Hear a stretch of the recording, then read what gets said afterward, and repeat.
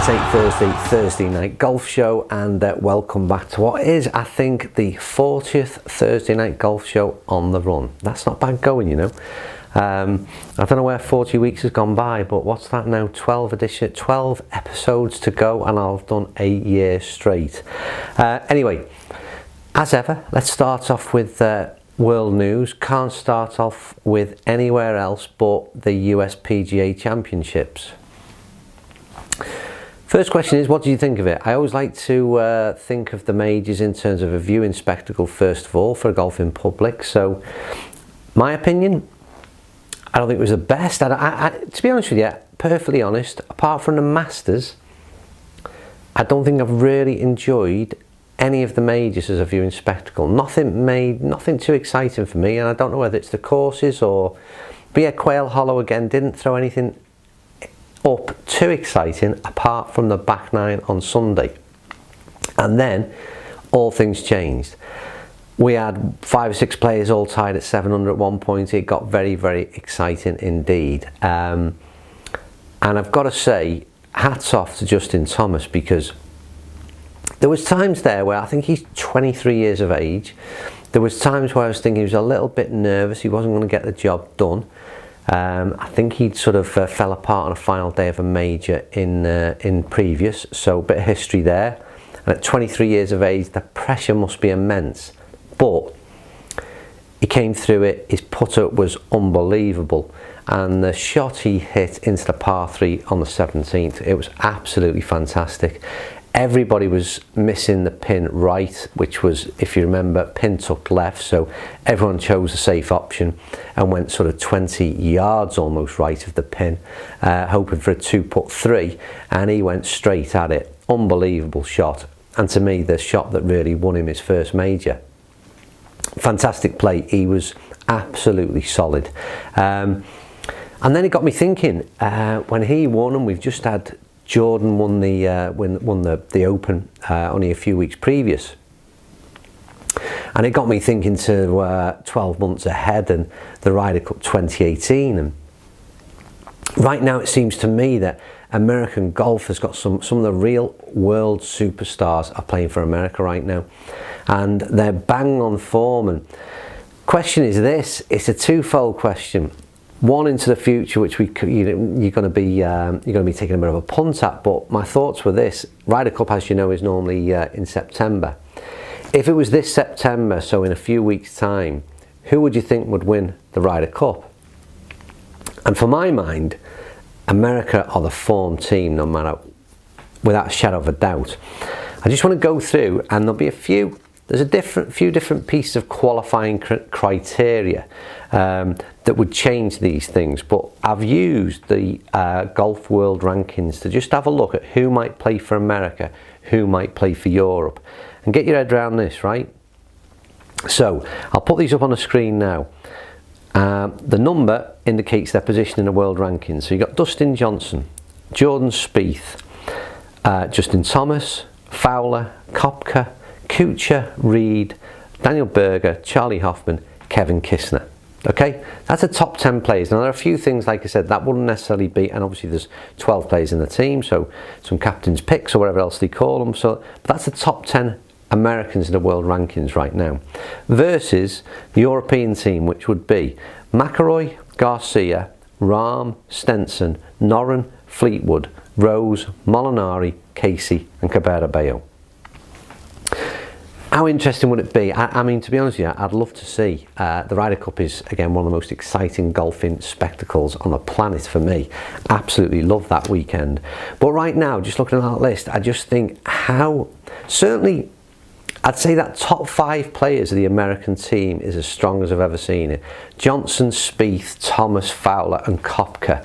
I mean, them 5 boys are literally competing in every major right now. They're on fire, and thank God there's 12 months away, because it's all about form going into any competition. And like I said, if it stood right now, I'm sure the American team would be absolutely odds-on favourite, and it'll be interesting to see how that transpires in 12 months. But we've certainly got, I say we, I'm Welsh, some people refer to my Britishness as being English, but I'm Welsh, but still I would be part of that European team. Very rare you see a Welshman in that team, by the way. We did see Jamie Donaldson strike the winning iron and putt not so long ago. But anyway, I'm just looking at that list, and you know, you've got players like Garcia won his major this year, but again, as with Danny Willett, he won the major and sort of maybe dipped slightly. But you've got players, Rahm would be very, very good, maybe Fleetwood again. And the other players are sort of not really what you call on form right now. Arguably Molinari finished second, however, in the US PGA. So maybe it would make a more interesting spectacle. But I think it really does highlight, maybe the last two majors in particular, the American golfers and the American golf team absolutely flying right now. Anyway, that's a little bit of a... well, hypothetical, I suppose, because we're 12 months away. But what is happening this weekend is, on the ladies' golf, is the Solheim Cup is taking place in Iowa. And I've got to admit, I've not been a major viewer of ladies' golf, but one thing I really did enjoy was the Solheim Cup. Again, the match play events to me are the most exciting to watch. And again, the ladies' version of the Ryder Cup 2 years ago was absolutely brilliant viewing.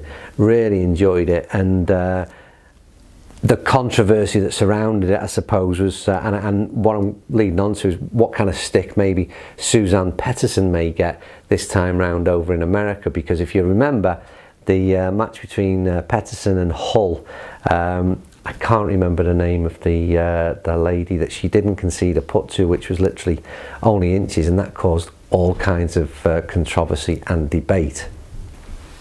So let's hope this time round it's played all in good spirits, no controversial moments arise, and yeah, may the best team win. Interestingly enough, I just read Lexi Thompson suffering from a bit of illness, who would be a major loss for the American team. So hopefully Lexi gets well and gets on that first tee on Thursday morning. But again, should be good viewing. Right, in terms of products this week, back at Clark Centre as ever on, well, it wasn't Monday morning, it was Tuesday. I had Monday off, bit of a day's rest. And I tested a range of Cobra. I've just brought out a new range. F Max. Now there's as ever irons, fairways and drivers to come. The only product we have at the moment was the F Max iron. Very much game improver iron, but once again, have a look at these pictures of it. I mean, it's a chunky club, and it's that game improvement market that it's aimed at. But once again, I say in the video, and I don't want to necessarily repeat myself, but I'm convinced that the changes in tech over this last 6-12 months is making these things so much easier to hit. I know that is cause for a bit of debate. I watch other YouTubers and perhaps question the leap in technology, but I'm sticking firmly on the side of things have changed, and things are a lot easier. My swing isn't improving, I ain't getting any better, but believe me, I picked up these F Max irons, and unbelievably easy to hit. That's all I can say. But keep an eye out for that video. I think it'll probably be out tomorrow night, which is Friday evening, so hopefully you'll watch that one. Other videos that are on the way in terms of what I have done. I've got full 18 match. Hopefully you've watched, I filmed we had a 9-hole competition, par 3 challenge. Great setup at Formby Hall, which is in Merseyside. Not too far from Royal Birkdale for our American fans who don't know the region. So yeah, Formby Hall, a matter of, I don't know, miles away from our Royal Birkdale, where the Open was at, and they've got a small 9-hole par 3 course along with the big brother, the 18. But it's a great little warm-up course. It threw up so much water. I think sort of maybe 6 out of the 9 holes have got water on them. It was a good par 3 challenge. We filmed it in 2, and I say we, it was Golf Vlogs UK. Check out 9 on, well no, not 9, I think it's 4 holes on their channel. 4 holes on mine. It ended before we got to the last, and see who came out on top of there. But it was great fun. Having plenty of fun with Golf Vlogs with Liam at the moment. We think we're producing some interesting content. tend to play the vlogs in a very light-hearted manner. He's all about having a bit of fun. He doesn't shut up in terms of giving me a bit of an ear bashing, and I like it. It's a good bit of banter. It's the only way I'm prepared to do the course vlogs. I can't be too serious and play golf, but I enjoy them. Perhaps a bit disappointed in the views they're getting, but that's another conversation, perhaps another video, because I need your help on that one. And I'm going to ask, I need some feedback, I need some opinions, because there's a couple of things that I want to perhaps change on the channel that I'm thinking of, but I'd rather have your input and any help I can get. At the end of the day, you people watching, it's all right me thinking what might be good or bad, and also the nights that I put things out on as well. So there's a few questions, but I'm going to do it in a separate video, and I'm going to ask for your help on that one. But yeah, so then I've got the full 18 match play from Formby Hall. I've also got a full 18 match play from Hesketh, which again, all in the Southport region. They're all yet to come. Well, I'll put them out in the next few weeks ahead. Any ideas you've got in the short term for what you'd like to see on the channel? Because like I said, I'm going to do a bit of a broader approach to a video that focuses on what you want to see and what I'm perhaps considering. But in the short term, any ideas that you've got, stick them down below, and I'll start to put them, have a little bit of thought around them.